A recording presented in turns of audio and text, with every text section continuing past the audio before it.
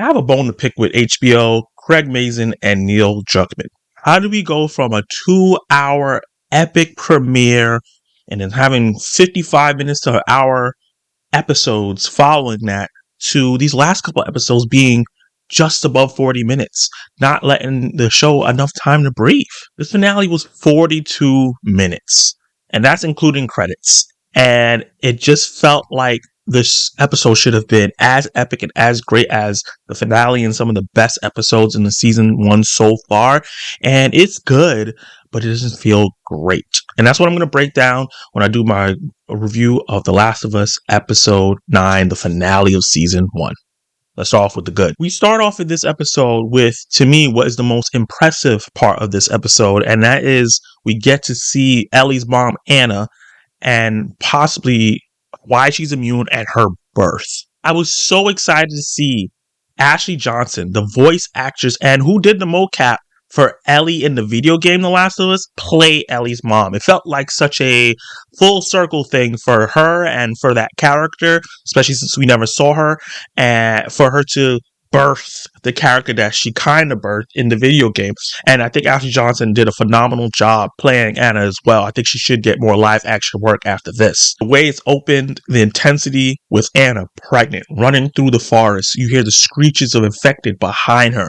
This is something that I felt like the show has been missing so far, with the way the infected feel like a threat and what's happening to people and what they have to go through when they're in compromised positions like this. Anna running through the forest, getting to her safe house, looking for help, and none of her companions is there, unfortunately. You hear this infected just screeches getting closer and closer and closer. Anna running up the stairs, and suddenly she feels pain and her water breaks. The baby is coming at the worst inopportune time possibly. She tried to lock herself in a room, and the infected eventually busts in, where The Last of Us does a great job that other maybe zombie shows or infected stories don't really do.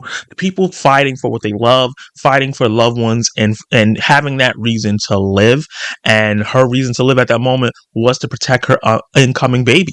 And she fought like hell, and Ashley Johnson just performed the desperate part of it and the action really, really well. She killed the affected, but in the process of all this, she pushed out Ellie, which I thought was such a visceral, crazy thing, because she all that stress probably broke her water early, and also all that stress and pushing and trying to fight pushed Ellie right out. It was just one of the craziest things I've ever seen, and just showed like how desolate Ellie's beginnings has started, but show how much of a fighter and how much she loved her and wanted her to live, which I think ties more into what happens in the end of this episode. But unfortunately, Anna has been bitten on the leg. She cuts the umbilical cord from herself because she doesn't want to infect Ellie. Obviously, we know that didn't work. She obviously got Ellie infected, and this is probably why she's immune.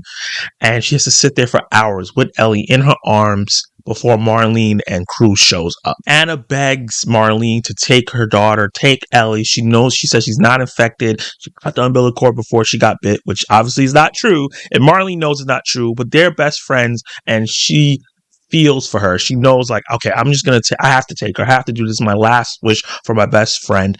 And unfortunately, Marlene has to kill Anna, which now we know what happened to her mom. And as a video game lover of The Last of Us, this is something that's been a complete mystery. So I love this expansion. I love this adding to the lore and giving us answers. I thought this was really, really great. And I would have loved just a full episode of just spending time with this character, with Marlene, seeing their budding relationship and friendship, who maybe the dad was, or even if we don't get to see the dad, I wish we would have got a lot more from this. And that's why I think the length of the episode hurt, because I really wish this was more of an extended part that led and tied in more into finale of everything. And Ashley Johnson, like I said, was phenomenal, and which was really crazy. They focused so much on her face towards the end, and she did great face acting. But what made it visceral was that she looks so much like Bella Ramsey, and I never realized that they look so much alike. Like, she doesn't look exactly like Bella Ramsey, but she looks like she could be related to her in a way where obviously she's mixed with other genes, so she's slightly off. So when they switch over to present time to Bella Ramsey, who, you know, Ellie's face in present time, and she looks so out of it. She looks so different from the Ellie that we know. All her youthful disposition and the gleefulness and the fun that she usually has in each of these episodes is completely gone. She's quiet. She's distracted. She's withdrawn. And obviously, I don't blame her. After going through what she just went through, where she almost went through some of the worst things you could possibly go through in a matter of a day, I understand why she's going through that and why she feels so hopeless. And her life has just been one messed up thing after another, after another, after another. And it's just kind of like, where does it stop?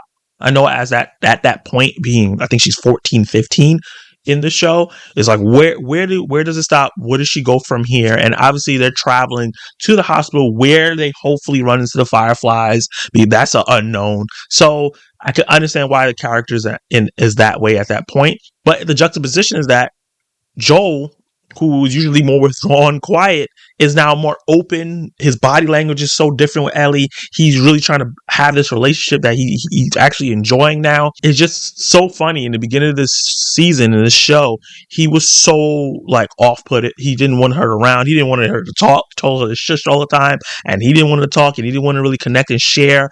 And in this episode, the roles has switched. She's not wanting to talk. She's not really wanting to listen. She's not the one that really wants to share or do any of those things. And he's just so open, vulnerable. And it's just so funny when they're really connecting. There's that wedge getting in between them. And while Joel is desperately trying to find a way to find the Ellie that he knows, find that smile, find that kid in there, and get her out of this funk, Ellie finds it herself. Another part of this show showing Ellie's so capable. She doesn't need Joel to do things emotionally. She needs him to protect her, because she's not capable of protecting herself through everything. Obviously, she took care of what happened last episode, but I don't think that's going to happen all the time. Her seeing the giraffe, and that's one of the most beautiful moments in the game, because I remember playing the game and Ellie running off by herself, acting erratically, and I was like, oh God, this is where she gets herself killed or something like that, and this is going to be so devastating. But for it to be such a nice moment, so beautiful moment in the game, and then they translate it really well over into the show, was really, really nice to see. I'm going to say the giraffe looked really, really weird, and I found out that when the giraffe was far, it was a CGI construct, and that's why it looked so off-putting. But then when the giraffe gets close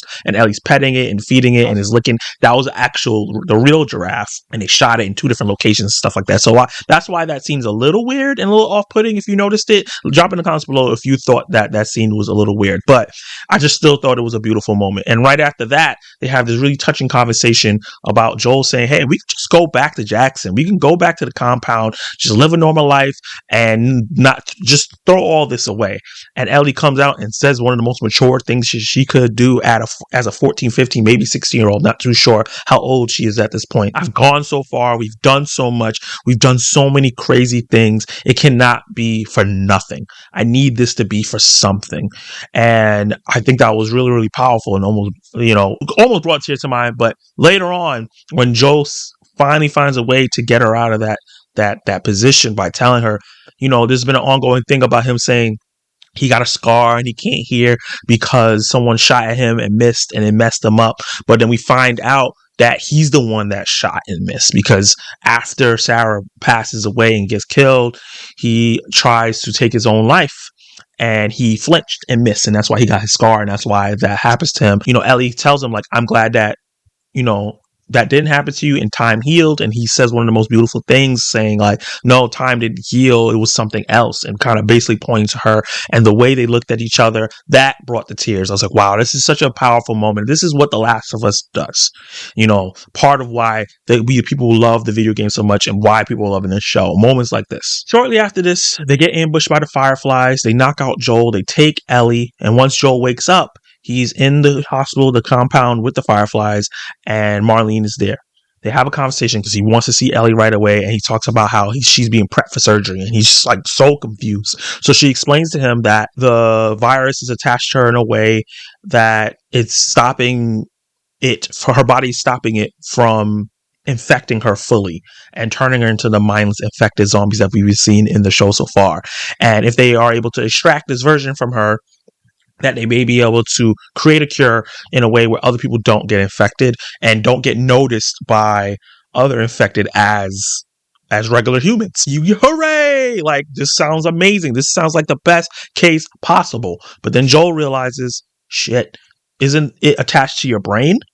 And then that's when the realization and the conversation of this will kill Ellie comes into place. And this is when Marlene realized this is not the same Joel that saw Ellie as cargo.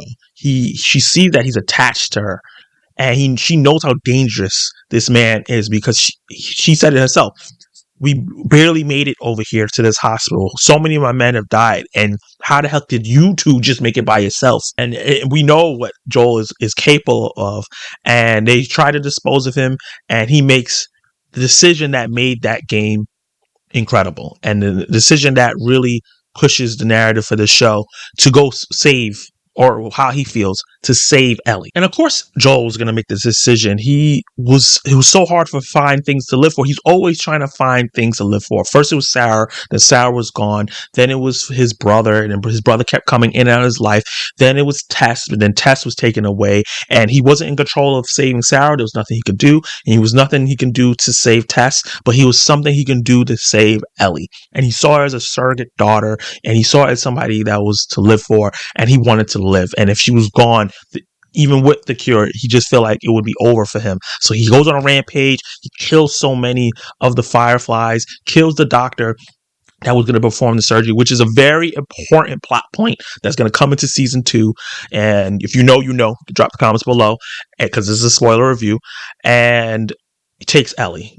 And the episode ends with him taking Ellie away and lying to her, telling her that the Raiders came and there was multiple people there immune to the disease and it wasn't working. And you could tell in Ellie's face, she did not believe a lick of what he was saying, but she just accepted it as the truth, because what else was she going to do? She's not like she was going to go back by herself. She didn't know where any of that stuff was, and he told her that everybody got wiped out. So at that point, it's like, what does she do? And I think that part of it was, it took some of her special away.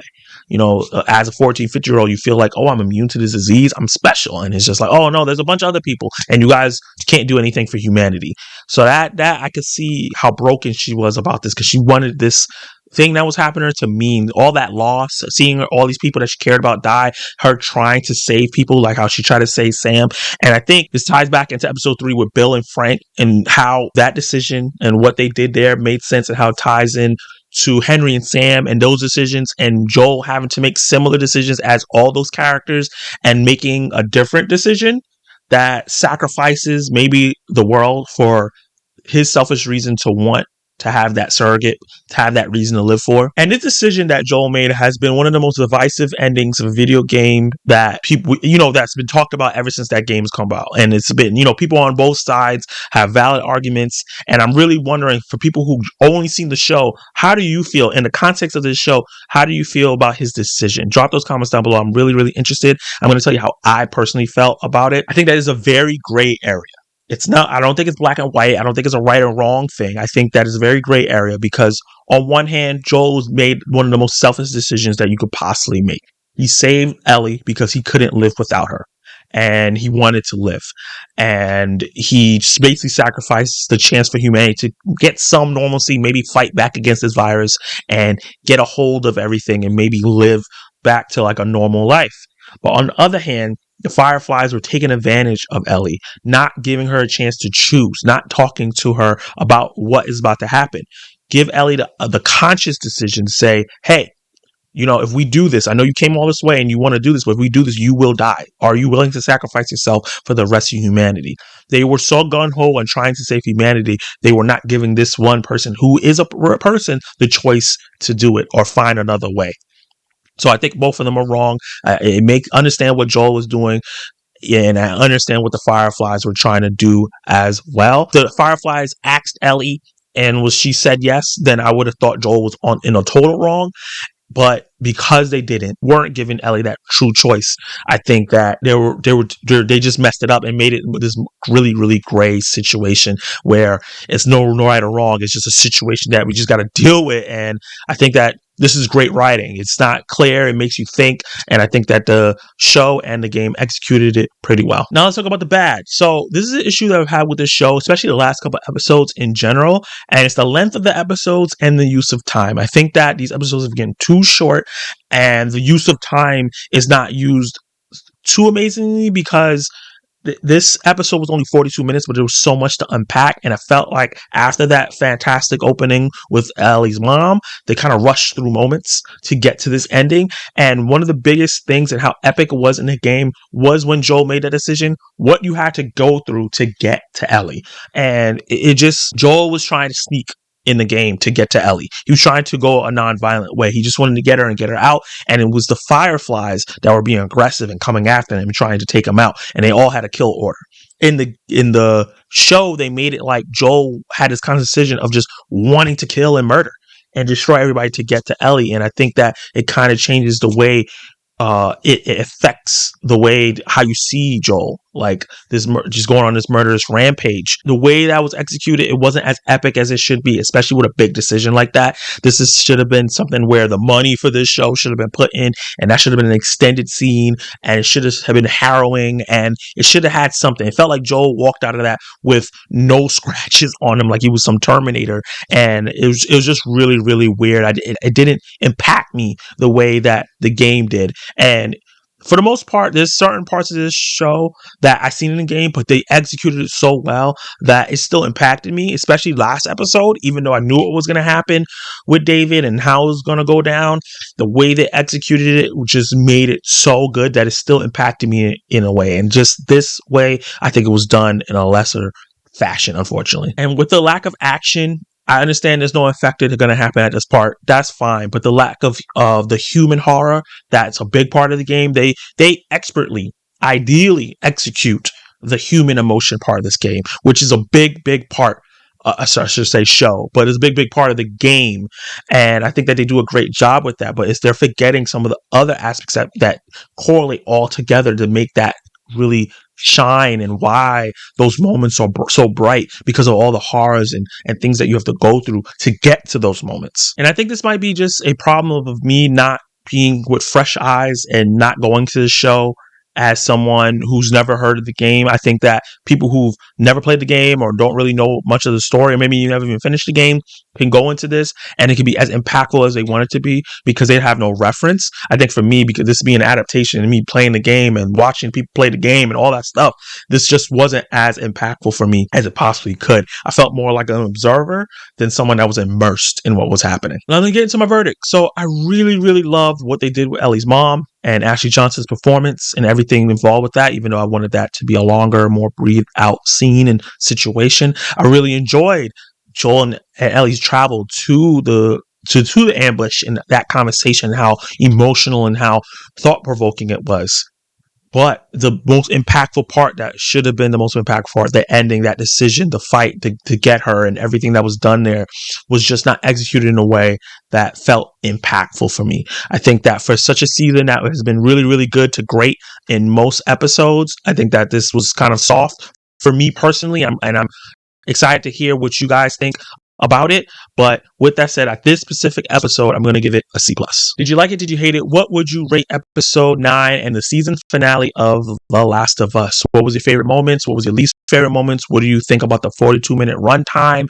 And what do you think about Joel's decision? Drop all those comments down below and let me know. Like the video, subscribe to the channel, and hit the notification bell so you can be notified of my reviews, reactions, live discussions, and more. And you can watch more of my content